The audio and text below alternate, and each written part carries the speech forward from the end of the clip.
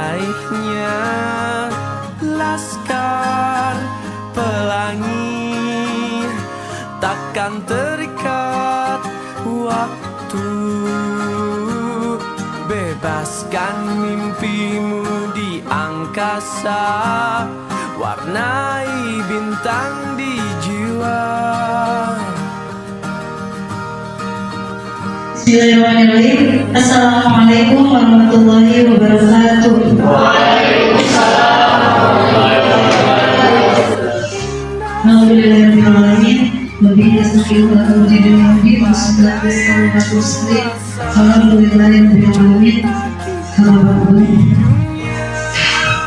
Puji syukur kita panjatkan kehadirat Allah Subhanahu wa taala yang tak henti-hentinya memberikan kita nikmat sehat, dan insyaallah sampai hari ini kita bisa berkumpul, yang insyaallah mudah-mudahan acara ini Allah berkahi. Tidak lupa salawat dan salam semoga selalu tercurah limpahkan kepada baginda kita Habib dan Nabi Muhammad Sallallahu Alaihi Wasallam, pada para sahabat, kepada keluarganya, para sahabatnya, tak lupa kepada kita selaku umatnya. Mudah-mudahan kita bisa taat, kita bisa selalu mencontoh beliau dan mendapat syafaat hingga akhir zaman. Amin ya rabbal alamin. Dan saya hormati ibu guru sekolah yang Masya Allah sampai hari ini selalu support saya, dan terima kasih ibu. Yang saya banggakan juga dan begitu banyak terima kasih buat rekan-rekan guru yang sampai ini selalu support tenaga, waktu, dan untuk yang lainnya. Terima kasih. Semoga semua kebaikan Bapak dan Ibu Allah balas dengan limpahan pahala kebaikan, dan akan membalaskan timbangan kebaikan kita kelak di akhir zaman. Amin ya rabbal alamin. Yang pertama, saya ucapkan terima kasih untuk semua yang sudah berkenan hadir.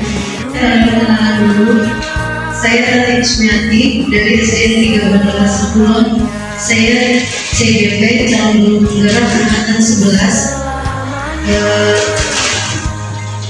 Di sini saya ucapkan terima kasih karena sudah meluangkan waktu untuk hadir. Mudah-mudahan acara ini memberikan sedikit manfaat, tidak banyak mungkin ya, tapi setidaknya saya akan memberikan sedikit, kita tukar pendapat ya. Saya bukan pemateri, saya hanya menyampaikan sedikit tentang budaya positif di sekolah. Kita langsung saja untuk memulai acara. Semoga acara ini diberikan kelancaran. Kita bersama-sama membacakan basmalah. Bismillahirrahmanirrahim. Menginjak acara kedua, yaitu saya memohon kesediaan ibu kepala sekolah untuk memberikan sepatah dua patah kata untuk acara ini. Waktu dan tempat saya persilakan.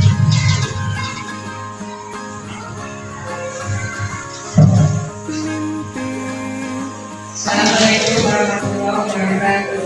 Waalaikumsalam warahmatullahi wabarakatuh. Yang terhormat Ibu Tati selaku calon guru penggerak angkatan 11 dari SD 3 Bandara Sepulon. Yang terhormat Bapak dan Ibu, alhamdulillah pertama-tama marilah kita panjatkan puji syukur kehadiran Ilahi yang mana telah memberikan rahmat serta hidayah kepada kita semua, sehingga kita bisa berkumpul dalam acara aksi nyata diseminasi budaya positif di Bumi Tati sebagai calon penggerak.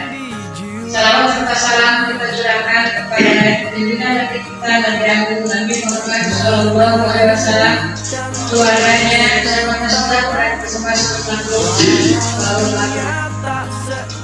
Bapak dan Ibu, mungkin acara ini aksi nyata destinasi itu merupakan kegiatan dari calon guru penggerak. Ini mungkin harus aksi nyata harus benar-benar dilaksanakan. Nah, mungkin kemarin itu sudah mengadakan pertemuan, yaitu sekarang aksi nyatanya. Nah, ini harus disampaikan secara betul-betul, ya. Nah, kemudian saya sebutkan kepada Bu Tati, mudah-mudahan Bu Tati sebagai calon guru penggerak bisa mengamalkan ilmunya di sekolah ini. Mudah-mudahan dengan adanya beliau sebagai guru penggerak, sekolah kita lebih maju lagi. Dan pada Bu Tati saya pesan lagi, mudah-mudahan tugasnya cepat beres, sehat, diberikan kemudahan pada sukses untuk akhirnya. Nah, kita selaku warga di sini memberi acungan jempol, memberi semangat, memberi dukungan kepada Bu Tati.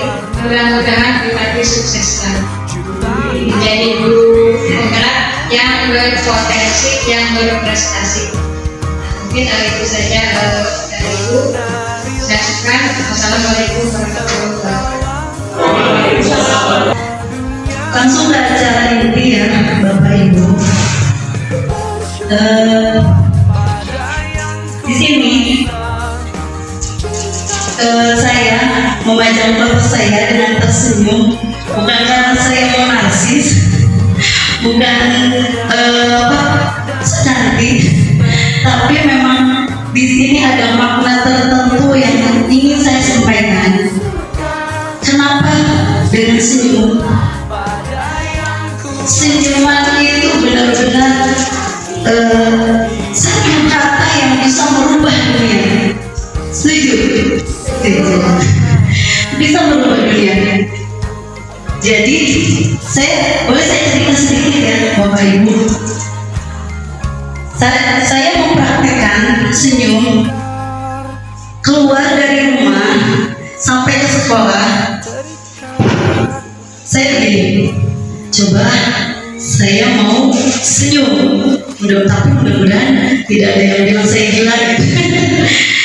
Tapi saya mau mencoba keluar dari rumah sampai sekolah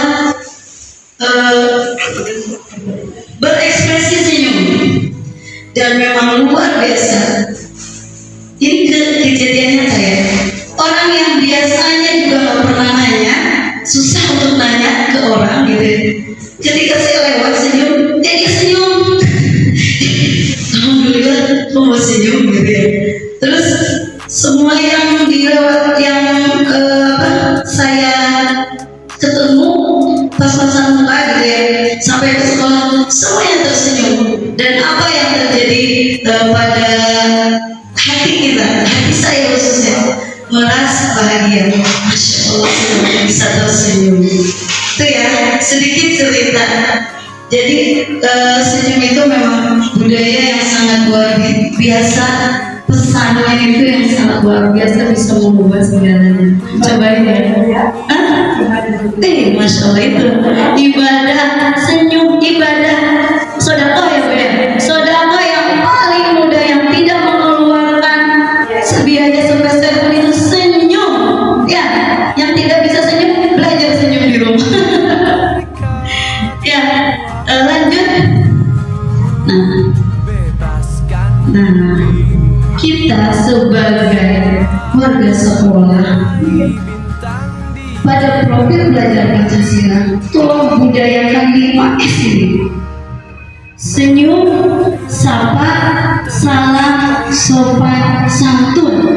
Dan ternyata dalam budaya yang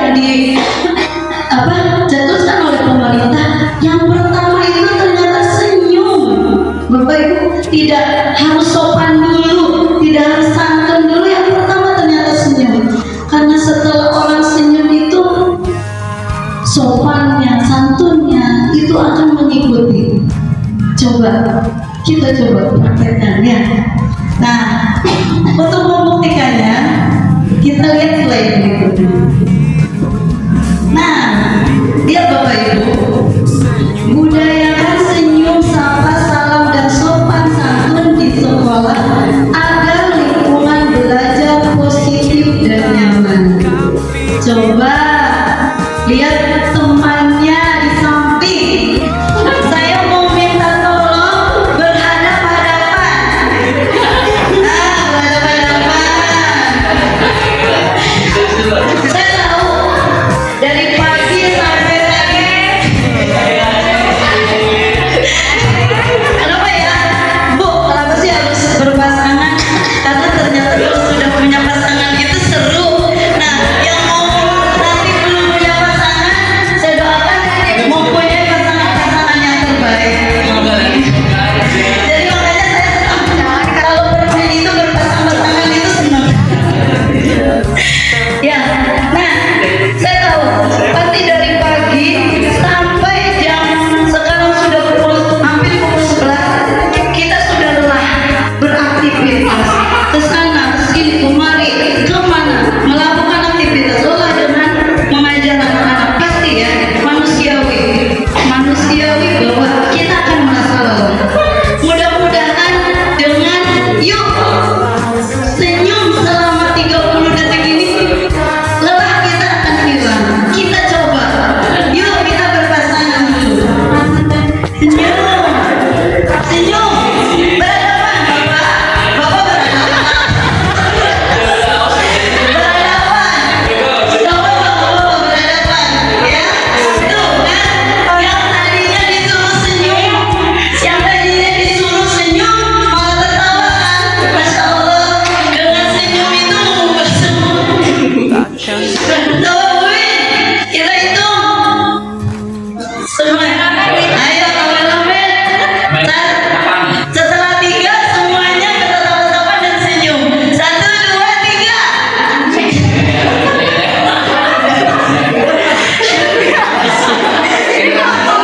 Masya Allah. Terima kasih teman-teman semuanya. Bismillahirrahmanirrahim. Kita ke latar belakang PPTC ya. Sekolah merupakan institusi pembentukan karakter. Oleh karena itu, budaya positif perlu diciptakan agar dapat mendukung pembentukan karakter murid yang diharapkan. Budaya positif di sekolah ialah nilai-nilai, keyakinan, dan kebiasaan-kebiasaan di sekolah yang berpihak pada murid agar murid dapat berkembang menjadi pribadi yang kritis, penuh hormat, dan bertanggung jawab. Untuk membangun budaya positif, sekolah perlu menyediakan lingkungan yang positif, aman, dan nyaman agar murid-murid mampu berpikir, bertindak, dan mencipta dengan merdeka, mandiri, dan bertanggung jawab. Salah satu strategi yang perlu ditinjau ulang adalah bentuk disiplin yang dijalankan selama ini di sekolah kita seperti apa? Apakah sudah menjurus ke budaya positif yang memerdekakan anak? Apakah justru budaya yang mengekang anak, yang membuat anak untuk malas berangkat sekolah? Kita harus kaji ulang, kita harus tinjau, kita introspeksi diri. Budaya seperti apa yang sudah kita jalankan di sekolah kita? Kenapa harus budaya positif? Budaya positif itu sangat diperlukan untuk mewujudkan pendidikan yang berpihak pada murid. Sesuai dengan Bapak pelopor kita ya, Ki Haji Dewantara, bahwa murid itu segalanya. Malah Ki Haji Dewantara itu filosofinya bahwa kita itu harus berhamba pada murid, bukan kita ngomong gitu. Maksudnya berhamba pada murid ini segalanya kedepankan murid ya, seperti apa kedepankan murid, prioritaskan semua murid. Kenapa harus murid? Kita sudah berjanji menjadi seorang guru, menjadi seorang pendidik ya, yang harus semuanya harus murid. Itulah filosofi yang dari wanita yang sangat bagus. Terus sebagai seorang pendidik, guru bertanggung jawab untuk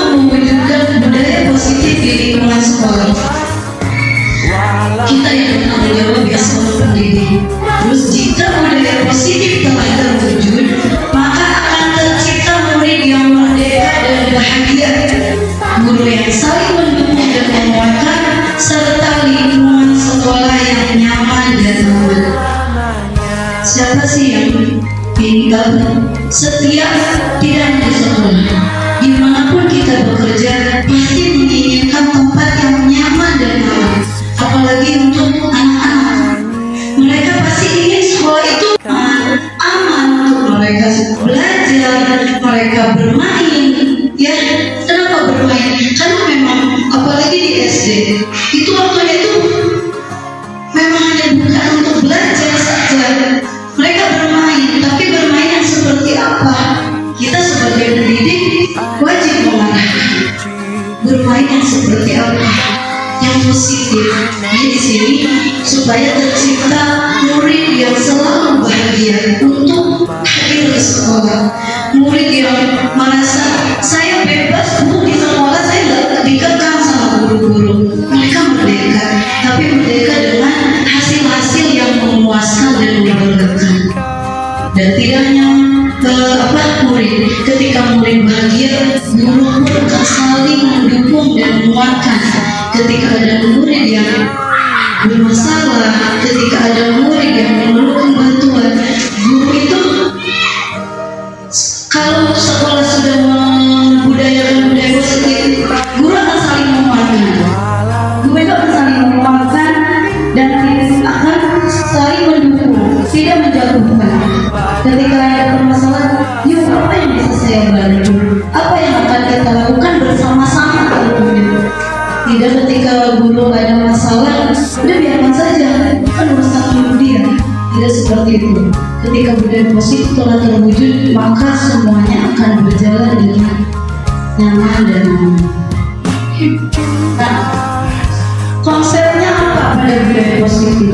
Yang pertama ada perubahan paradigma belajar, yang kedua ada teori kontrol, ada disiplin positif, ada kebutuhan dasar manusia, ada keyakinan kelas, ada motivasi perilaku manusia, ada posisi pengelola manusia, dan terakhir ada segitiga restitusi. Apa sih ini semua? Kita jabarkan satu-satu, Bapak Ibu. Nih, ini paradigma stimulus respon yang dulu ya, ke pendekatan yang sekarang namanya teori kontrol. Yang pertama, realitas kebutuhan kita sama. Dulu berpikir kita sama, tapi ternyata salah. Realitasnya kebutuhan kita berbeda. Yang kedua, semua orang melihat hal yang sama, ternyata realitasnya tidak. Setiap orang memiliki gagasan berbeda. Kita tidak bisa menyamakan bahwa orang lain itu sama dengan kita atau kita sama dengan orang lain. Tidak bisa ya. Yang ketiga, kita mencoba mengubah orang agar berpandangan sama dengan kita. Pada teori kontrol tidak bisa seperti itu. Kita berusaha memahami pandangan orang lain tentang dunia. Kita harus saling memahami itu. Tidak bisa orang harus ikut ya. Yang kelima, orang lain bisa mengontrol saya. Tidak bisa. Oh ya, berarti konsentrasinya. Yang keempat, perilaku buruk dilihat sebagai suatu kesalahan. Jadi yang buruk itu salah saja. Ternyata menurut teori kontrol tidak. Semua perilaku walaupun itu salah pasti punya tujuan. Kenapa dia melakukan kesalahan itu? Ya. Jadi jangan semua kesalahan itu kita langsung cap buruk gitu ya. Tanya dulu kenapa bisa melakukan itu. Yang kelima, orang lain bisa mengontrol saya. Tidak, hanya Anda yang bisa mengontrol diri Anda sendiri. Orang lain mungkin hanya bisa memberikan masukan, memberikan ide, pandangan, tapi tetap diri kita yang bisa mengontrol diri kita sendiri. Tidak bisa kita diatur-atur sama orang lain. Yang keenam, saya bisa mengontrol orang lain. Kebalikannya, tidak bisa ya. Anda tidak bisa mengontrol orang lain. Kamu seperti saya aja, kamu harus begini, harus begitu. Tidak bisa ya. Kita tidak bisa mengontrol orang lain. Yang ketujuh, pemaksaan ada pada saat bujukan gagal. Jadi ketika gagal, udah bujuk gagal, maksa, nggak bisa seperti itu ya. Harusnya kolaborasi dan konsensus menciptakan pilihan-pilihan baru. Ketika ada pendapat baru, ya nggak apa-apa, kita kolaborasikan. Kita tidak perlu memaksa.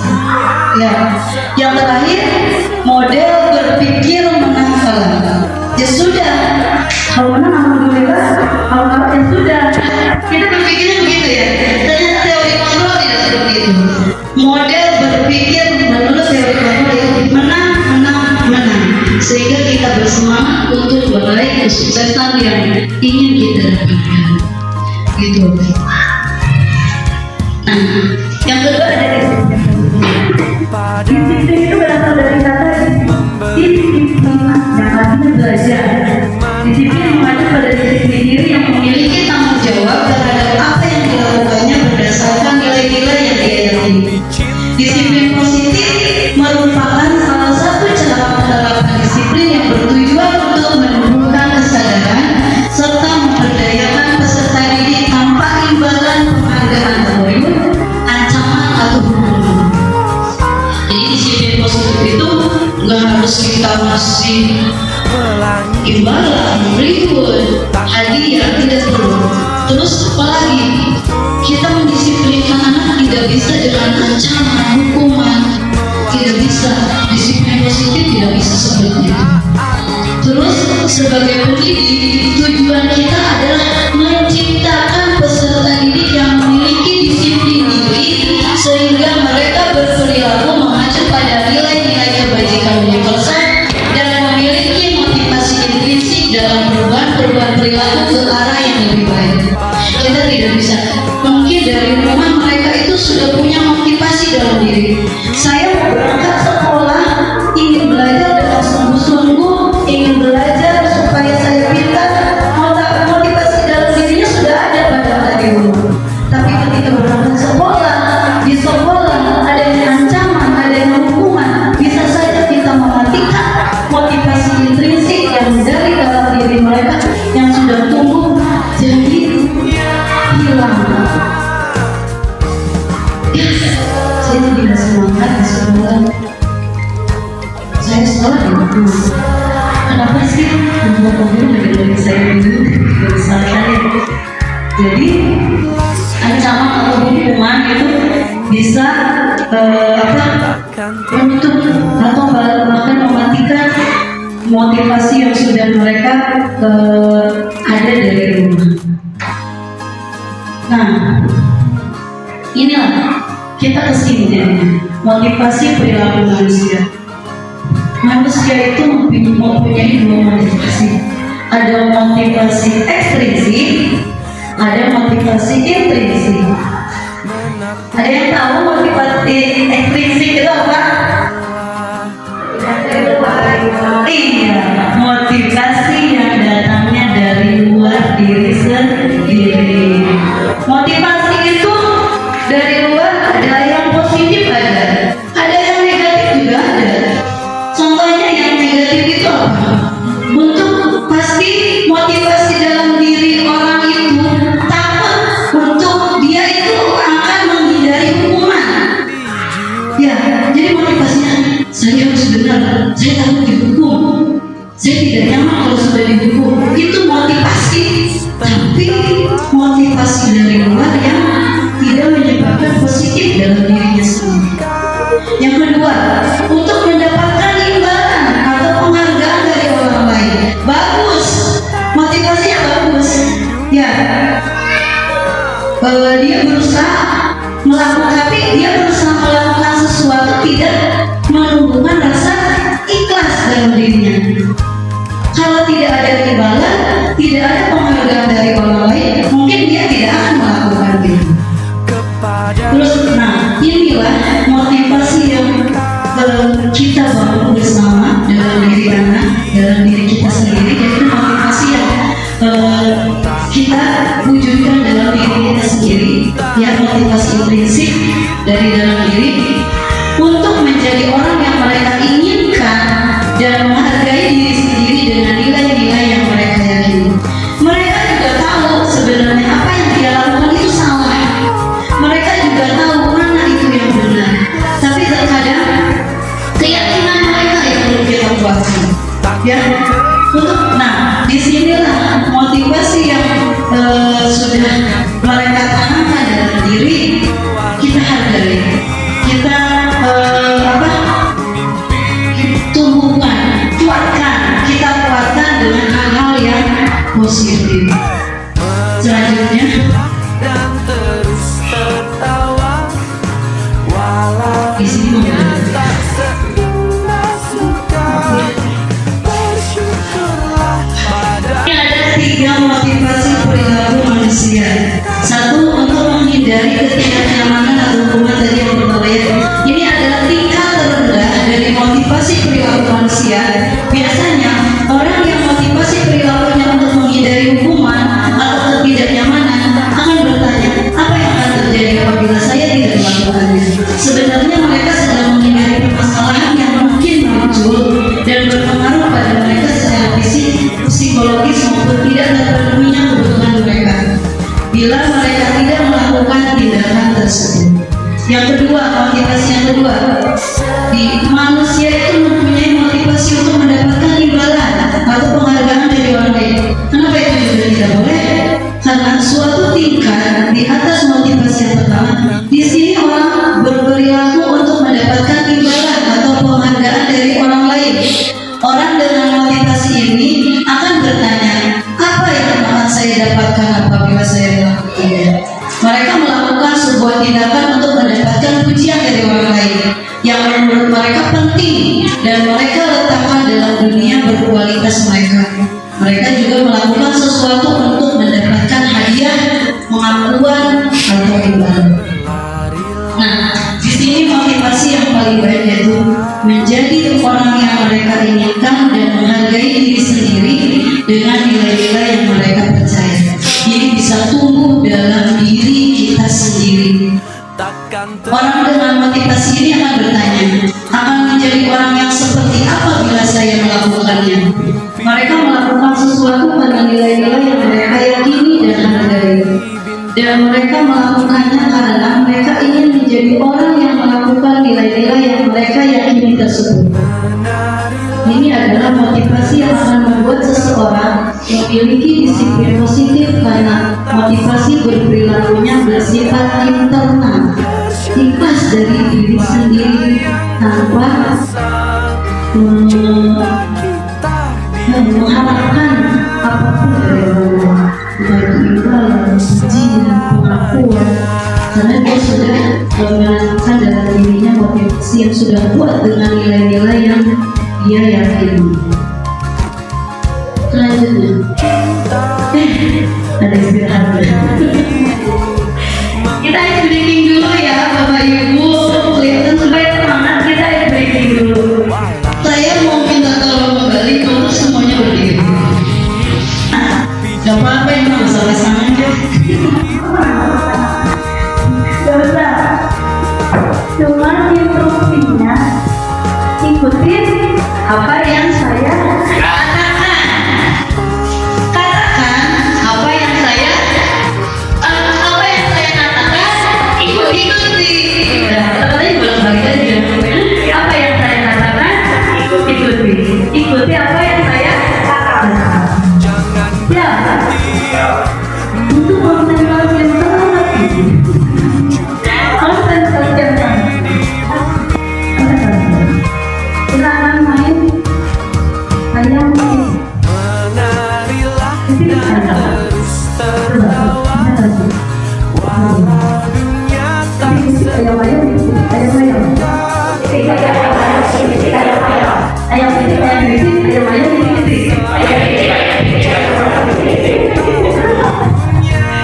Ada berapa inti?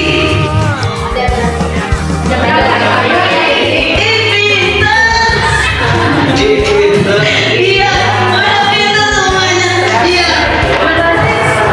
Iya. Sudah sampai di sini, jangan digoyang. Berarti sudah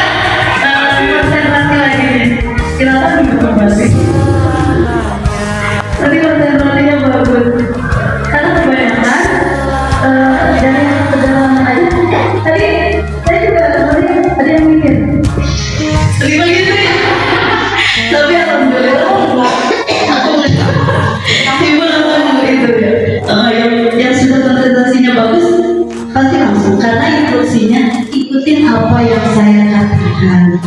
Apa yang saya katakan ikuti ya. Jadi kita konsentrasi lagi. Lanjut ya Bapak Ibu.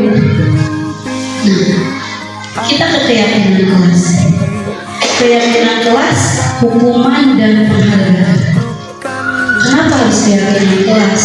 Kenapa tidak peraturan kelas saja? Yang kita tahu mungkin dari zaman kita sekolah, yang ada itu tata tertib kelas, tata tertib sekolah. Jadi seolah-olah kita tuh tertekan. Saya takut. Jadi mau masuk berangkat sekolah itu, saya takut melanggar tata tertib, saya takut melanggar ini, takut melanggar itu.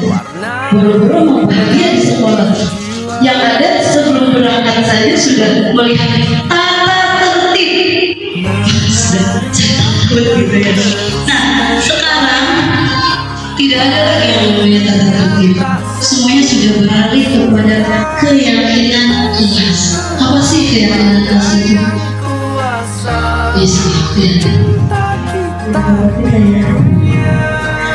Sebagai pendidik, tujuan kita adalah menciptakan anak-anak yang memiliki disiplin diri, sehingga mereka bisa berperilaku dengan mengacu pada nilai-nilai kebajikan universal dan memiliki motivasi intrinsik.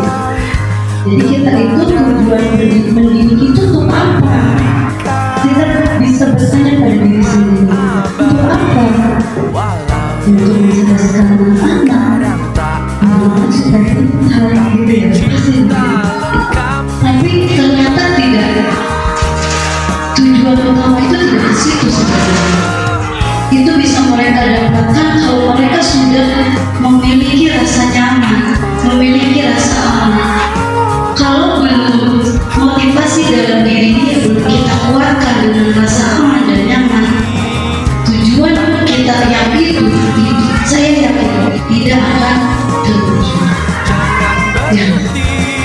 Jadi mereka itu biar memiliki disiplin, jangan kita yang nyuruh, jangan kita yang buat, mereka yang menjalankan.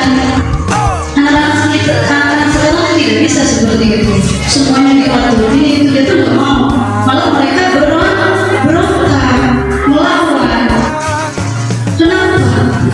Dan kata saya bu, kata saya tuh nggak begitu, kata saya tidak begini. Ya kita harus menghargai dan tidak bisa kita, nggak bisa. Kata ibu begitu, kata ibu begitu, tidak bisa. Mereka pasti punya motivasi intrinsik dengan nilai-nilai keyakinan yang mereka yakini dalam diri mereka sendiri. Kita juga tidak mau berpaksa. Kita juga punya keyakinan sendiri. Ya, nah di sini seperti apa keyakinan kita di sini? Yang pertama, keyakinan kelas itu bersifat lebih abstrak daripada peraturan yang lebih terinci dan konkret. Yang kedua, keyakinan kelas berupa pertanyaan-pertanyaan bebas. Tanyakan kepada mereka, mau seperti apa mereka di kelas, mau gimana, dan nyaman mereka. Yang ketiga, pernyataan keyakinan kelas hendaknya dibuat dalam pernyataan positif. Coba, yang ibu bapak ingat waktu sekolah saja, yang paling diingat peraturan tata tertib satu aja, apa? Yang langsung melintas, masuk kelas. Nah, itu ya, yang tujuh. Nah, itu pasti apa? Ke sekolah hadir pukul 7.30, gitu ya? Nah, masuk pukul 7.30. Sekarang kita lupa. Jangan masuk kelas 7.30, tapi apa? Masuk ke kelas tepat waktu. Jadi tidak hanya ketika mereka masuk pas datang saja, mungkin ketika istirahat. Jadi ketika masuk ke kelas tepat waktu. Terus apa lagi? Misalkan disiplin waktu. Nah, ya disiplin waktu. Jadi menggunakan bahasa-bahasa yang mereka dan sekiranya itu tidak lagi cari semuanya yang iklan yang kekini. Terus yang keempat, keyakinan kelas hendaknya tidak terlalu banyak sehingga mudah diingat tadi masuk sekolah pukul 7.30 ya, atau malah ditambahkan yang terlambat tidak boleh masuk kelas misalnya gitu ya, itu terlalu panjang. Jadi cukup anak dikasih tahu hadir tepat waktu, hadir di kelas tepat waktu, jadi diingat ya murid ya. Terus keyakinan kelas sesuai dengan kondisi kelas dari sekolah hingga mulai diterapkan. Lihat, kita tidak bisa menerapkan aturan di kelas 6, kita ikut-ikut di kelas 2 misalnya, kita tidak bisa. Kita lihat kondisinya, anaknya seperti apa, kondisi kelasnya gimana, tingkatannya gimana. Jadi kita harus lihat kondisi kelasnya. Terus semua warga kelas sebenarnya ikut berkontribusi dalam pembuatan keyakinan kelas lewat kegiatan curah pendapat. Jadi sekarang kita nggak perlu capek buat sendiri tata tertib, tidak usah. Kita berikan pendapat, anak-anak suruh berpendapat supaya kalian nyaman di kelas, supaya kalian bisa belajar dengan senang. Apa yang ingin kalian lakukan? Ya, hanya apa yang ingin kalian lakukan di kelas. Berikan kertas, suruh tulis. Mereka kan semangat tuh. Ya, mereka semangat. Saya ingin kalau di kelas makan dan minum. Gak apa-apa, biarkan saja mereka mencurahkan pendapat. Apa yang salah? Tidak ada yang salah berpendapat ini. Bebas berpendapat. Kita juga sebagai orang dewasa tidak mau kan pendapat kita itu disalahkan gitu ya, atau tidak boleh berpendapat itu. Biarkan saja. Mau menulis apapun ya, kata-katanya seperti apa, jangan disalahkan, tetapi nanti kita saling kata-kata mereka dan kita tuntut menjadi keyakinan kelas yang bersifat positif ya. Terus yang terakhir, bersedia meninjau kembali keyakinan kelas dari waktu ke waktu. Tahun ajaran sekarang kita tidak bisa pakai lagi keyakinan untuk tahun depan. Tidak bisa kita, kan dari dulu ya, dari kita awal masuk sekolah dari kelas 1 sampai kelas 6 tata tertib ya itu aja, nggak diganti. Dari tahun 2010 sampai 2022 misalnya, tata tertib ya itu saja. Sekarang tidak bisa, kita rubah setiap waktu ke waktu. Sekiranya anak berubah, kita tanya kembali, kita evaluasi diri. Bila perlu setiap semester kita evaluasi. Anak-anak, keyakinan yang kemarin untuk tahun semester sekarang masih mau dipakai nggak? Ada yang mau dirubah tidak? Apa udah cukup ini saja? Bu jangan bu, saya mau semester 2 saya di kelas begini. Gak apa-apa, rubah. Karena mereka itu seiring waktu keyakinan mereka mungkin akan berubah juga, keinginan mereka akan berubah juga. Kita tidak bisa buat keyakinan kelas ini terus-terusan gitu. Apalagi dengan siswa-siswa yang berbeda. Gitu ya. Ini tentang keyakinan kelas. Nah, 5 kebutuhan dasar manusia. Apa sih sebenarnya yang manusia butuhkan? Yang pertama ternyata berhati. Yang kedua cinta dan kasih sayang. Ini kebutuhan untuk diterima. Ternyata anak-anak itu butuh untuk diterima, walaupun dengan kondisi apapun. Karena mereka juga ingin mendapatkan cinta dan kasih sayang dari kita sebagai seorang hamba. Terus yang ketiga, penguasaan. Penguasaan ini kebutuhan pengakuan atas kemampuan. Walaupun kemampuan anak kita sangat, misalnya kita mau dalam bisa mau sih, bisa apa sih kayak gitu ya. Jangan sampai bilang seperti itu.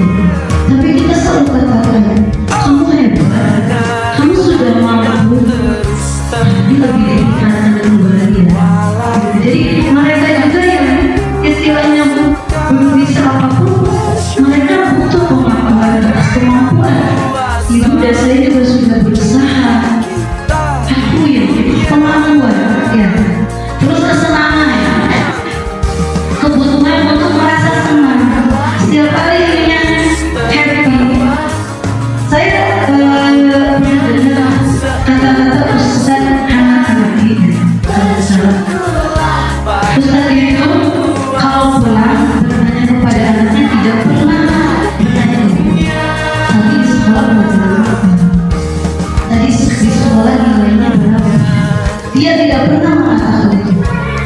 kebiasaannya adalah di sekolah main apa? Di sekolah bermainnya lama atau sebentar? Di sekolah apa namanya? Mainnya sama siapa? Itu yang dia tanyakan. Kenapa? Karena anak sudah lelah. Dia di sekolah sudah lelah, sudah berbagai pelajaran yang mereka terima, sudah pusing gitu. Sampai ke rumah ditanya lagi. Karena dunia mereka itu, apalagi masih kecil itu ya, dunia bermain. Ya, biarkan dengan permainan mereka akan pembelajaran. Ya, main apa di sekolah? Sudah sekolah ya, satu lagi. Senang tidak di sekolah? Itu yang Ustaz katakan, saya tanyakan. Senang tidak di sekolah? Karena kalau tidak senang, ya mungkin. Kenapa sekolah tidak senang? Gitu ya, harusnya ya senang kalau sekolah itu nyaman, happy.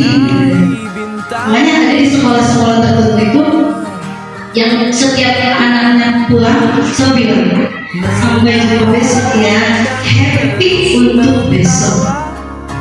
Ada yang kayak di mereka yang ponakan saya belajar, pasti dia pulang gurunya happy ya, lebih semangat besok harus lebih happy, harus lebih senang.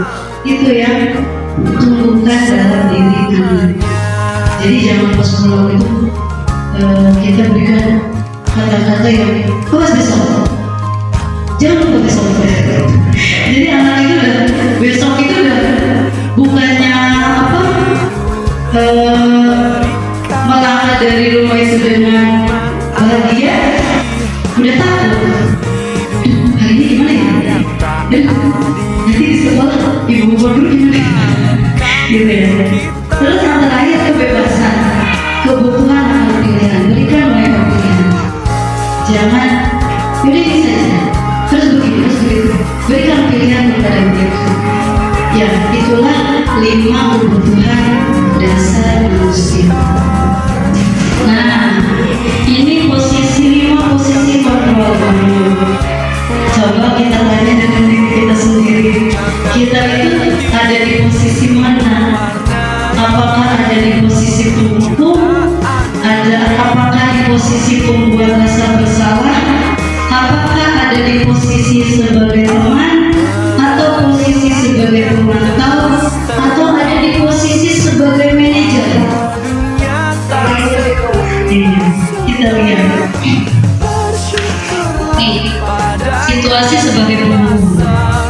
Seorang penghukum bisa menggunakan hukuman fisik atau maupun verbal. Orang-orang yang menjalankan posisi penghukum senantiasa mengatakan bahwa sekolah memerlukan sistem atau alat yang dapat lebih menekankan murid-murid lebih dalam lagi. Guru-guru yang menerapkan posisi penghukum atau akan berkata, patuhi aturan saya atau awas, kamu selalu saja salah. Selalu, pasti selalu kamu yang terakhir selesai. Guru seperti ini senantiasa percaya hanya ada satu cara agar pembelajaran bisa berhasil, yaitu dengan cara dia sendiri. Itu pada posisi penghukum. Yang kedua, posisi pembuat orang merasa bersalah. Pada posisi ini biasanya guru akan bersuara lebih lembut. Pembuat orang merasa bersalah akan menggunakan keheningan yang membuat orang lain merasa tidak nyaman, bersalah, atau bahkan rendah diri.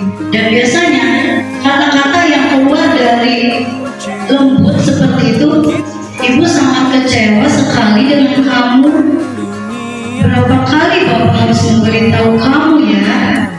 Gimana coba kalau orang tua kamu tahu kamu berbuat begini? Di posisi ini, murid akan memiliki penilaian diri yang buruk tentang diri mereka. Murid merasa tidak berharga dan telah mengecewakan orang-orang yang dia sayang. Posisi sebagai teman. Guru pada posisi ini tidak akan menyakiti murid, namun akan tetap Posisi teman pada guru bisa negatif atau positif. Positif di sini berupaya hubungan yang baik yang terjalin antara guru dan murid. Guru di posisi teman menggunakan hubungan baik dan humor untuk mempengaruhi seseorang. Dan biasanya mereka akan berkata seperti ini. Ayo bantulah demi Bapak ya. Ayo ingat tidak bantuan Bapak selama ini. Ya sudah, kali ini tidak apa-apa. Nanti Ibu bantu bereskan. Biasanya kata yang Ibu bantukan seperti itu. Ini hal negatif dari posisi teman. Hal negatif dari posisi teman adalah bila suatu saat guru tersebut tidak membantu, maka murid akan kecewa. Bagus, tapi suatu saat karena ketergantungan ya. Biasanya kalau teman gimana sih? Kalau besti, ya Bu Yulia. Kalau besti gimana sih kalau ngecewain ya? Sakit. Nah, dan akhirnya mereka berpikir, saya pikir Bapak Ibu teman saya. Ternyata Bapak Ibu ngecewain saya. Nah, di sini murid merasa dikecewakan dan tidak mau lagi berusaha. Hal lain yang mungkin timbul adalah murid hanya akan bertindak untuk guru tertentu dan tidak untuk guru lain.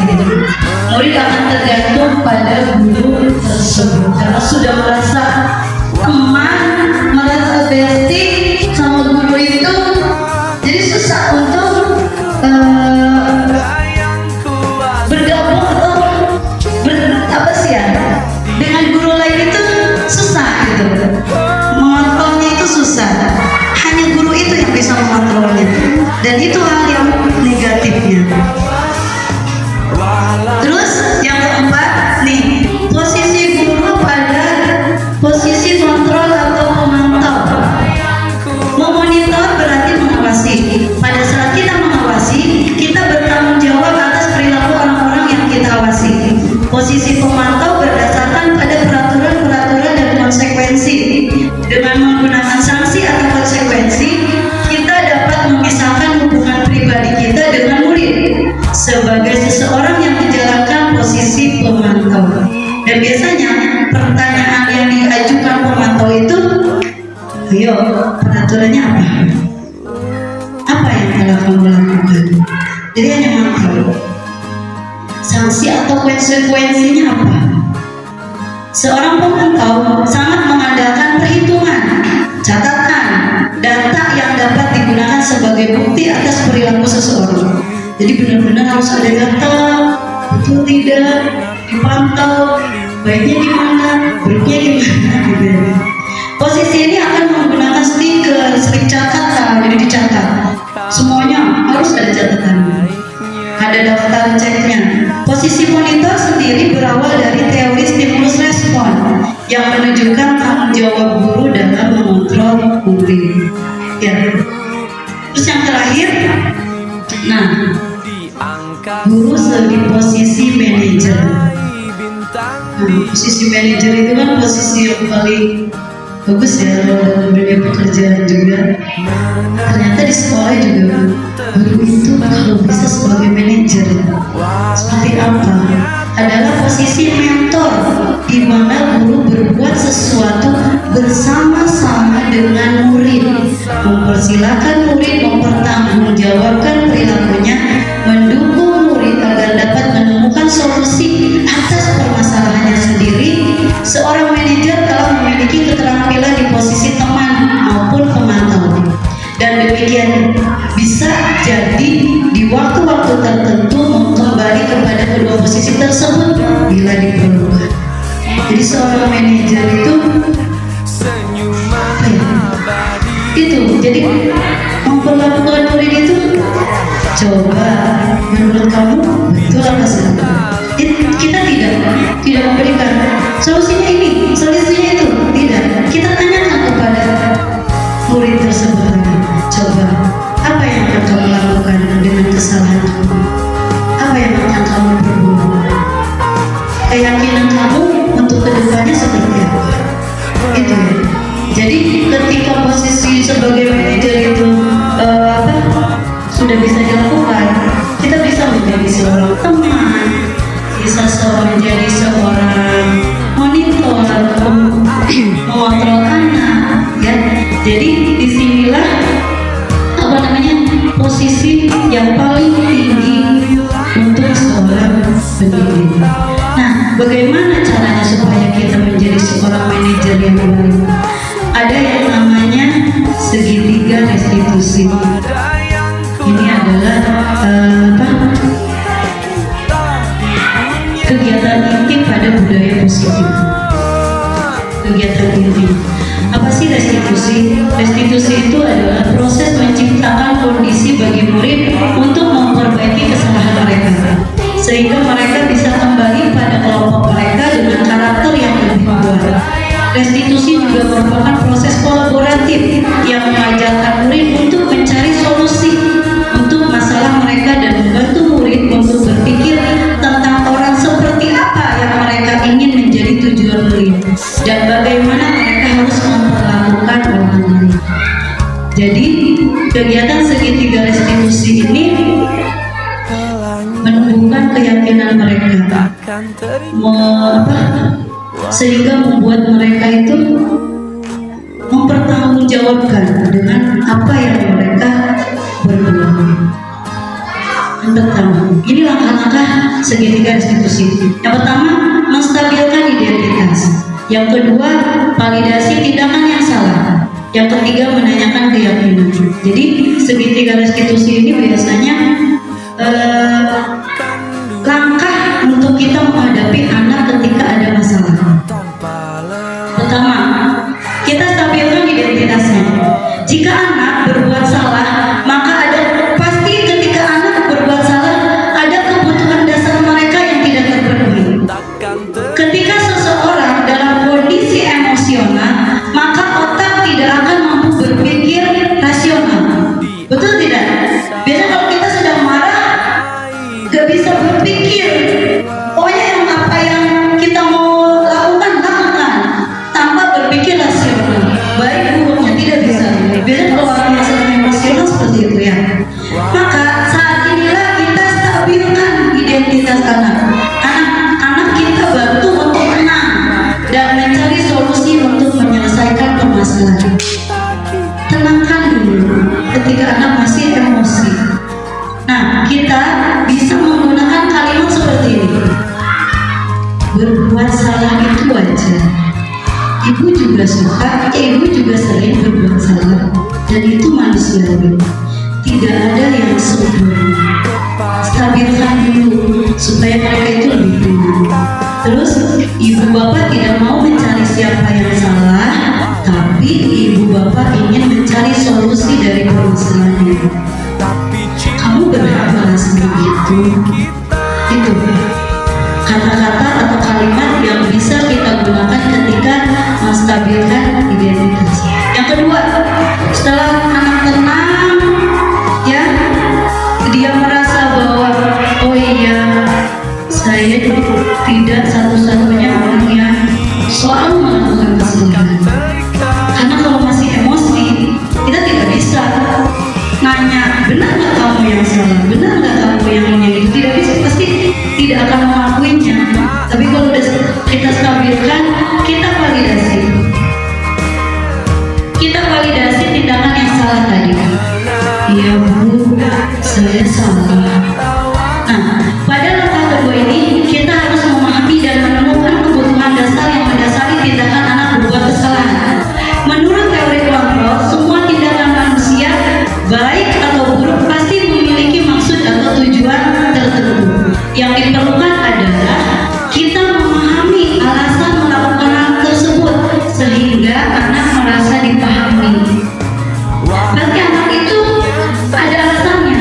Misalkan mau berat meja, kamu ya, kamu tuh salah, nggak mau berat meja, perbuatan itu salah. Iya, dia udah tahu padahal salah. Tapi kita validasi lagi, pasti ada alasannya kenapa dia berat meja. Entah itu dia tersinggung, entah itu merasa dia tersakiti gitu. Kita mau bisa menggunakan kalimat ini. Kamu pasti punya alasan melakukan itu. Ya, bisa terlihat kamu merasa bangga terhadap hasil yang kamu dapatkan, tapi ada hal yang jadinya merugikan untuk orang lain. Terus, adakah cara yang lebih efektif untuk mendapatkan apa yang kamu butuhkan? Kita bisa menggunakan kalimat itu untuk memvalidasi tindakan mereka. Dan yang terakhir, menanyakan keyakinan. Teori kontrol menyatakan bahwa kita pada dasarnya termotivasi secara internal. Ketika langkah 1 dan 2 sukses dilakukan, maka anak akan siap dihubungkan dengan nilai-nilai yang dia percaya dan berpindah menjadi orang yang diinginkan. Penting menanyakan ke anak tentang kehidupan ke depan yang dia inginkan. Bantu mereka supaya mampu menyelesaikan masalah dengan motivasi yang ada dalam diri dia sendiri dan bertanggung jawab terhadap pilihannya. Nah, bisa kita menggunakan kalimat seperti ini. Kamu tahu kan apa keyakinan yang ada di kelas? Siapa yang buat? Kita. Ya. Inilah apa yang kita disepakati bersama. Kamu sudah sepakat kan? Ada keyakinan. Kita ingatkan lagi tentang keyakinan mereka. Oh iya ya Bu. Jadi mereka tidak merasa disalahkan. Oh iya ya Bu, saya salah ya Bu. Terus kamu ingin menjadi orang seperti apa? Nah, kamu sudah tahu salah. Jadi apa yang akan kamu lakukan? Kita tidak bisa memberikan solusi. Biar apa ya Bu? Saya akan maaf. Saya tidak akan melakukan itu lagi Bu. Nah, mereka akan meyakini dalam diri mereka sendiri dan akan bertanggung jawab dengan kesalahan apa yang mereka perbuat dengan keyakinan mereka sendiri, tanpa harus kita suruh, tanpa kita yang menentukan. Kita tidak bisa memberikan solusi. Tapi saja solusi yang kita berikan itu tidak sesuai dengan keyakinan yang mereka yakini dalam dirinya. Itu ya. Himbuannya, dalam penerapan program disiplin positif, hendaknya guru memiliki standar kepribadian, profesional, dan sosial yang baik, di mana guru mampu merefleksi dirinya sebagai among atau manajer yang menuntut murid-muridnya menjadi insan yang mandiri, merdeka, dan bertanggung. Gimana? Pasti dalam benak kita semua sulit, susah. Pasti saya juga ketika belajar ini ya teori juga praktek susah, tapi tidak ada yang tidak mungkin kalau kita tanamkan pada diri kita bahwa kita itu mau jadi guru yang seperti apa. Kita akan mendidik kita itu dengan cara positif, itu tidak ada yang salah. Nanti anaknya begini atau tidak, nantinya tidak bisa menghormati. Mungkin salahnya cara kita yang salah, karena tidak bisa kita salahkan. Karena dengan mereka yang seperti itu, mungkin memang kita juga seperti itu. Dan kalau di posisi kita yang selalu disalahkan, kita juga tidak mau.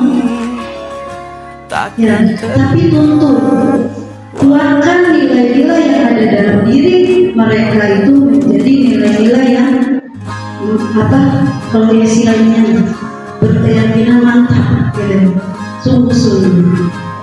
Dan prosesnya tidak cepat, pasti membutuhkan waktu yang sangat lama dan butuh kesabaran yang banyak. Tapi kalau kita sudah berjanji menjadi seorang pendidik, ya kita harus terus belajar. Yang sedang berpendidikan di dunia pendidik nanti harus sabar dalam menjadi, karena kita sudah istilahnya kayak berjanji kan, kita mau mendidik anak, bukan mendidik yang lain. Ya, jadi tidak bisa apa yang kita inginkan. Pasti mereka juga mempunyai cita-cita atau keinginan, dan kita tidak bisa keinginan kita sesuai dengan keinginan mereka, sesuai dengan keinginan Terima kasih. Alhamdulillah Bapak Ibu, materi sudah saya sampaikan. Di sini ada slogan guru penggerak, jargon gaul. Jadi jargonnya itu tergerak, bergerak, menggerakkan. Coba dibaca 1, 2, 3. Tergerak, bergerak, menggerakkan. Jadi ketika saya bilang salam guru penggerak, dijawab tergerak, bergerak, menggerakkan ya. Coba sekali lagi Ibu kompak semuanya ya. Salam guru penggerak. Sekali lagi, salam guru penggerak. Jadi apa sih kita kalau sudah merasa tergerak untuk melakukan sesuatu yang positif, bergerak, jangan hanya cuma niat saja. Bergerak, melakukan, ya lakukan. Setelah kita bisa melakukan, menggerakkan, ajak teman-teman. Ya, berikan respon-respon yang positif sehingga mereka itu, oh iya, semuanya positif, semuanya bagus, sehingga oh saya ingin ikut melakukan budaya positif. Maksudnya gitu ya. Jadi sudah bergerak, langsung bergerak, menggerakkan yang baik sehingga semua bisa terwujud tadi ketujuan positif bisa dan perlu kesabaran yang tinggi. Ya dan kita memang harus belajar. Jangan hanya anak-anak yang belajar, kita juga harus terus belajar. Akan di posisi mana kita sebagai seorang guru. Itu saja materi hari ini. Mohon maaf kalau ada salah-salah kata atau menyinggung perasaan. Kalau ada yang salah, itu murni dari diri saya sendiri yang memang banyak sekali kekurangan, masih sedang belajar. Ini juga butuh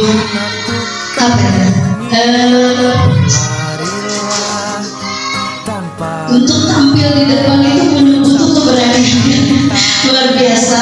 Ini untuk pertama kali untuk saya berbicara di audiens yang banyak. Mungkin karena kalau tidak terpaksa ikut guru penggerak tidak bisa ya Bu. Inilah mungkin sisi positifnya. Jadi ketika kita ada kegiatan apapun, coba lakukan. Mudah-mudahan ada manfaatnya. Saya tutup dengan wabillahi taufiq wal hidayah. Wassalamualaikum warahmatullahi wabarakatuh. Sesi nanya jawab.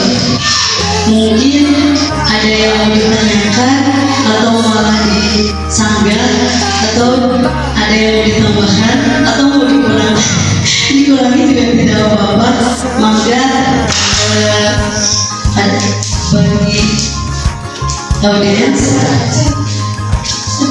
yang mau bertanya atau berbagi ilmu, saya persilakan. Pada hidup memberikan Nanya, pasti banyak pertanyaan. Ada yang mau ditanyakan? tapi cinta lengkap. Waalaikumsalam warahmatullahi wabarakatuh. Perkenalkan, nama saya Supartini, saya dari Divisi 1. Ini bertanya tadi bagaimana tadi kan ada kesepakatan ya. Yang pertanyaannya banyak finansial ya. Bagaimana cara membuat guru tidak lupa akan keyakinan yang sudah kita buat dalam kelas dan disepakati bersama. Bagaimana strategi yang tepat agar murid dapat melaksanakan keyakinan kelas secara konsisten.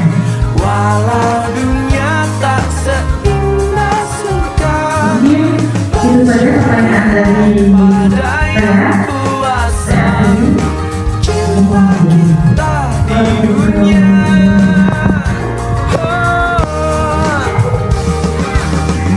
Ya, Masya Allah, terima kasih Bu Wiwi. Pertanyaan yang luar biasa. Dan bagaimana saya akan menjalankan dengan kemampuan yang sudah diciptakan. Ini dari Allah. Keyakinan kelas itu jangan kita yang buat, tapi biarkan mereka yang buat. Apapun yang kita buat sendiri, kita akan ingat. Dan jangan lupa kondisinya, kata-katanya jangan terlalu panjang. Jadi buat kata-kata yang mudah dipahami oleh mereka dan sekiranya bisa ingat oleh mereka, diingat oleh mereka. Ya, gue. Jadi mereka yang buat. Terus yang kedua itu apa? Nah, strategi konsisten ya, harus terus diingatkan. Memang kodratnya anak itu ingatkan. Kita aja sebagai dewasa ya, ingatkan, terus ingatkan. Kalau ada yang berbuat salah tuh, ayo ingat keyakinan kelas kita apa? Apa ya Bu? Tidak, atau boleh kita picu? Tidak boleh. Oh ya Bu, tidak boleh makan ketika belajar. Nah itu ingat. Jadi harus kita terus ingatkan. Ya, budaya mengingatkan. Gak hanya kita, beritahu temannya. Coba temannya, kalau ada yang salah harus diingatkan ya Bu. Iya, ingatkan. Kita harus saling mengingatkan dalam hal yang positif, tapi khususnya keyakinan kelas. Ketika ada teman kita yang lupa, jangan lupa diingatkan. Walaupun tidak ada ibu atau bapak guru, saling mengingatkan. Mungkin itu. Ada yang mau menambahkan? Cukup gue. Assalamualaikum warahmatullahi wabarakatuh. Waalaikumsalam warahmatullahi wabarakatuh. Perkenalkan, saya Adi dari Guru Agama. Sebenarnya Ibu dari juga Restitusi.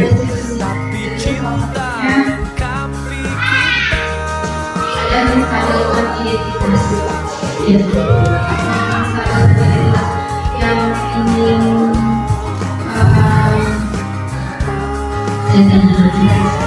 saya tanyakan, bagaimana kita sebagai guru untuk bisa mengembalikan identitas anak agar selalu terjaga. Terima kasih.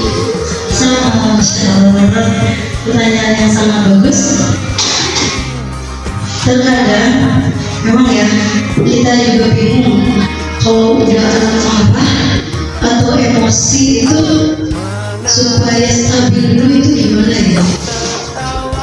Dan ternyata hal yang paling utama itu ketika menstabilkan identitas anak, cari suasana hati yang tenang dulu. Jangan sampai mereka masih emosi, hanya aja ditanyakan. Jadi kita juga perlu misalkan kita ajak dulu bermain, kita tenangkan dulu. Kalau kita ngobrol di kantin yuk, ajak masuk. Nah, ajak masuk. Kalau perlu ajak masuk biar tenang. Nanti kalau sudah tenang baru kita ajak ngobrol pelan-pelan. Ya, jadi benar kita aja kalau suasana lagi hatinya nggak enak mau ngomong apapun juga tidak akan didengar ya. Jadi tahan dulu, berapa sabar, berikan kata-kata yang jadi perlu kata-kata atau kalimat yang memang membuat mereka itu tidak bersalah, ya Bu. Jadi jangan sampai sudah kali kesal kalimatnya itu menyalahkan terus. Jadi cara yang paling penting itu cari kalimat yang memang benar-benar akan membuat mereka itu tenang, dan cari kondisi tempat yang senang. Jangan sampai kita masih menstabilkan identitasnya di depan. Oh iya, awas ya, jangan sampai kita sedang menstabilkan identitas di depan teman-temannya. Itu malah akan membuat mereka itu udah bersalah, kesel, malu. Jadi boro-boro mau mengakui kesalahannya dan mengubah kesalahannya, yang ada tambah kesal. Ya, jadi cari tempat yang kira-kira membuat dia itu tenang, hati suasana hatinya itu menjadi stabil gitu ya. Terus yang kedua, berikan pemahaman dengan rasa cinta dan kasih sayang yang kita berikan.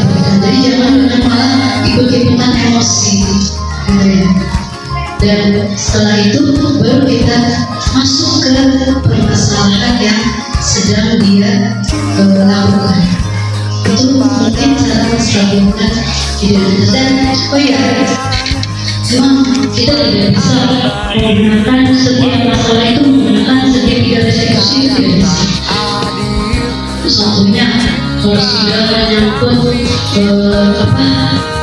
membayar anak, ada yang membawa pistol, senjata tajam gitu ya, atau berhubungan dengan hukum, itu kita tidak bisa menggunakan segitiga restitusi ya.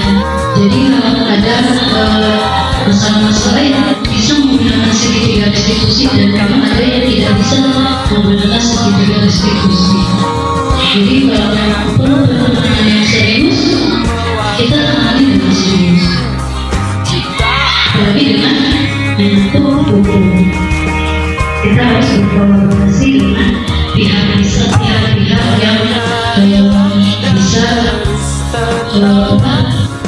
yang bisa menyelesaikan masalah tersebut. Mungkin itu gimana Ibu? Puas dengan jawabannya atau ada yang mau menambahkan? Sudah cukup, alhamdulillah. Ada yang ditanyakan lagi? Sudah ya, alhamdulillah. Ini namanya sudah mudah-mudahan tidak merasa cukup dan akan mencari jawaban-jawaban yang lebih bagus lagi di akhir penghujung. Mudah-mudahan acara ini memberikan manfaat ya Bapak Ibu. Ada sedikit ilmu untuk bisa kita bawa pulang, ada sedikit oleh-oleh. Terus semoga kita bisa berpikir, berkoreksi diri di rumah nanti akan menjadi seperti apa guru kita sebagai posisi guru.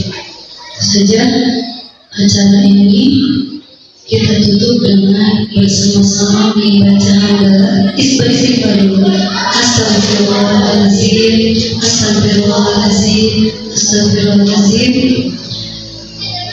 Kita baca berdoa. Subhanallah wa bihamdika asyhadu an la ilaha illa anta astaghfiruka wa atubu ilaik. Alhamdulillah, saya tutup dengan memilih topik walidayah. Wassalamualaikum warahmatullahi wabarakatuh.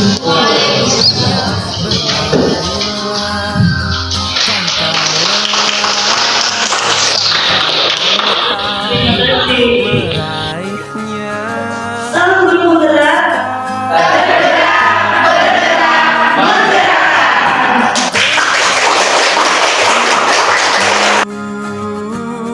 Bebaskan mimpimu di Assalamualaikum warahmatullahi wabarakatuh.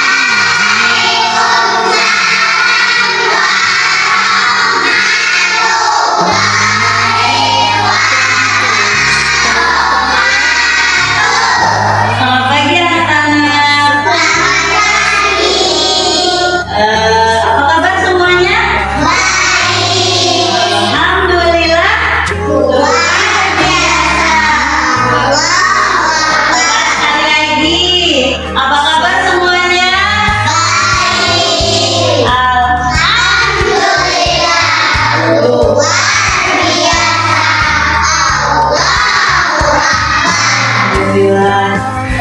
Untuk memulai pembelajaran hari ini, kita mulai dengan doa terlebih dahulu ya. Coba Rama untuk memimpin doanya di depan. Kadang tak adil, tapi cinta lengkapi kita. Silakan Ibu.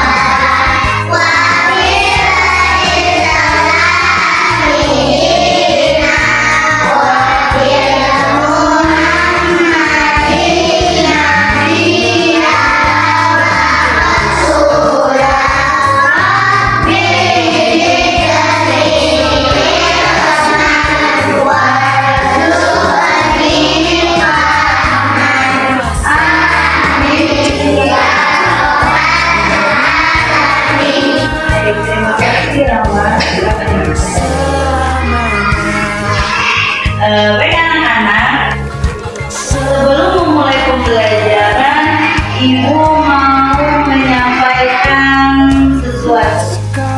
Ibu akan menyampaikan tentang keyakinan kelas. Tentang apa? Ada yang tahu keyakinan itu apa? Yakin? Percaya? Ya, berarti keyakinan itu kepercayaan kita ya. Nah, di kelas ini kita akan membuat keyakinan atau kesepakatan yang harus ditaati atau dilakukan oleh semua yang ada di kelas 2 khususnya. Ya, keyakinan itu dibuat bukan oleh guru, bukan oleh ibu, tapi keyakinan ini akan kita buat secara bersama-sama. Kalian yang buat ya, jadi tidak ibu yang buat, kalian semuanya harus buat. Apa Bu yang dibuatnya? Yaitu kata-kata yang nantinya akan kita buat untuk mendisiplinkan kita. Mendisiplinkan itu maksudnya gimana? Jadi supaya belajar di kelas itu menjadi aman, nyaman, dan kalian bisa lebih baik dalam menerima pembelajaran. Ya, siap membuatnya? Iya. Nanti akan Ibu bimbing ya. Nanti kita membuat keyakinan kelas. Keyakinan kelas ini kata-katanya boleh apa aja? Ya. Jadi keyakinan kelas kata-katanya itu misalkan bagaimana caranya supaya di kelas itu kalian bisa nyaman belajarnya, terus bisa aman belajarnya, dan bisa lebih apa ya, fokus belajarnya. Ya, jadi buat kata-kata. Nanti akan Ibu bagikan kertas sticky note ya. Nanti kamu boleh buat di sini kata-katanya bebas ya. Nanti bebas. Bebas kata-katanya boleh apa saja. Pegang. Dan pegang ya.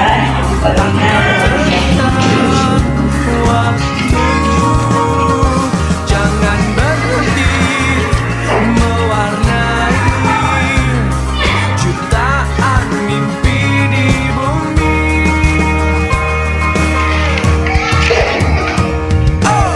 Menarilah dan terus Semuanya dipegang terlebih dahulu ya. walau dunia tak seindah surga, bersyukurlah pada yang kuasa. Sudah semua? Semuanya sudah? Sudah memegang kertas sticky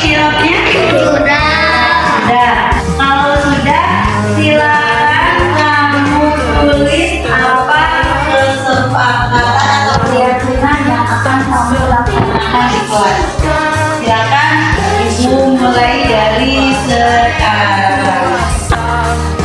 Cinta kita di dunia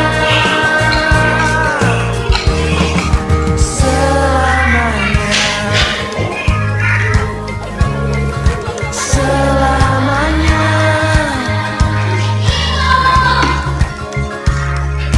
Laskar pelangi takkan terikat waktu.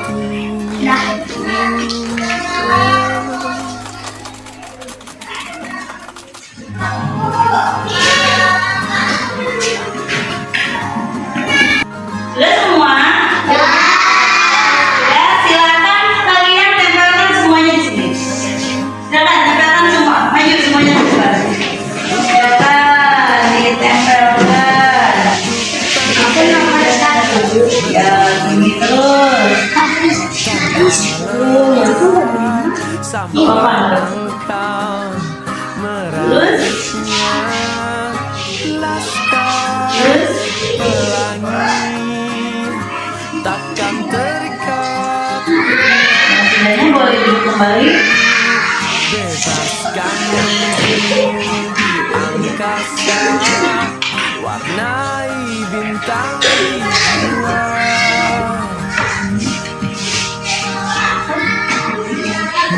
Baik, terima kasih semuanya. Nah, sekarang coba kita lihat keyakinan kelas yang sudah kalian tulis ya. Di sini ada ketika guru sedang menerangkan pelajaran tidak ada yang ngobrol. Ketika belajar dan istirahat tidak ada yang makan di kelas. Setiap yang piket harus datang lebih awal menyapu halaman. Banyak ya, setelah bel masuk dan bel selesai istirahat berbunyi, semua siswa harus sudah berada di dalam kelas dan duduk dengan tertib. Tidak boleh ada yang keluar kecuali tidak ada yang keluar kelas. Yang akan izin ke belakang harus ke depan terlebih dahulu. Sholat duha sebelum istirahat. Ya, tidak boleh membuang sampah sembarangan. Tidak menyoraki teman ketika salah. Piket harus membersihkan kelas halaman dan jendelanya. Yang akan ke belakang tidak boleh lebih dari tidak boleh lebih dari 2 orang ya. Menyimpan sandal di tempatnya. Tidak boleh makan di kelas. Nah, bagus sekali. Ini kata-kata yang dibuat oleh kalian sudah sangat baik. Tapi ada kata-kata tidak boleh. Ya, tidak boleh itu belum kata-katanya itu belum kata-kata yang positif. Kata-kata belum kata-kata yang tepat. Yang positif itu yang seperti apa? Kita rubah ya kata-katanya. Bukan tidak boleh, tetapi misalkan tidak boleh membuang sampah sembarangan. Berarti kata-katanya menjadi apa? Buanglah sampah pada tempatnya. Jadi buanglah sampah pada tempatnya. Terus apa lagi? Tadi yang menggunakan paket tidak boleh. Setelah bel masuk dan selesai istirahat, tidak boleh ada yang di luar kelas. Berarti apa? Datang ke kelas tepat waktu. Gitu ya. Jadi bahasanya sudah menggunakan kata-kata yang positif. Terus apa lagi? Tidak boleh makan di kelas. Berarti ya kata-katanya jangan pakai tidak boleh. Ganti. Jadi apa? Makanlah ketika istirahat di luar kelas. Gitu ya? Mengerti? Mengerti. Ya, nanti kita buat kembali dengan kata-kata yang positif, kata-kata yang baik. Dan kenapa Bu harus positif? Kenapa kata-katanya harus baik? Supaya kita pun nanti di kelasnya menjadi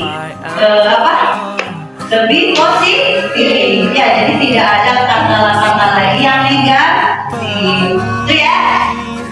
Setelah ini kita akan merangkum semuanya sehingga menjadi keyakinan kelas yang akan kita tempel di depan ke gitu ya.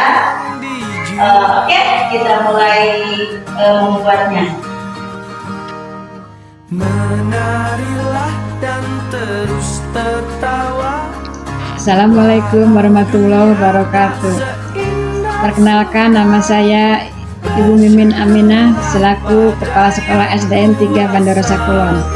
Saya sebagai Kepala Sekolah SD 3 Bandarosa Kulon, di mana tempat Ibu Tati mengajar, saya merasa bangga dengan Bapak Ibu Guru SDN 3 Bandarosa Kulon yang mempunyai etos kerja yang tinggi.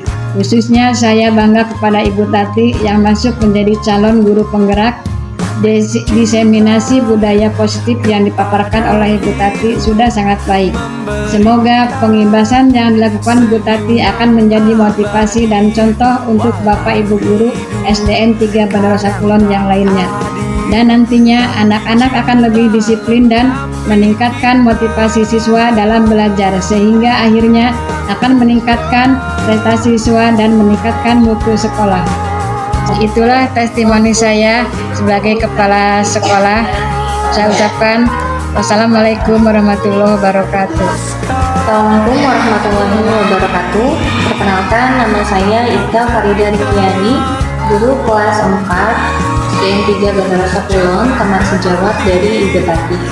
Menurut saya, dari apa yang Ibu Tati sampaikan mengenai budaya positif, itu sangat bagus untuk diterapkan di sekolah kami di SDN 3 Bandarosa Kulon, khususnya untuk disiplin positif bagi siswa.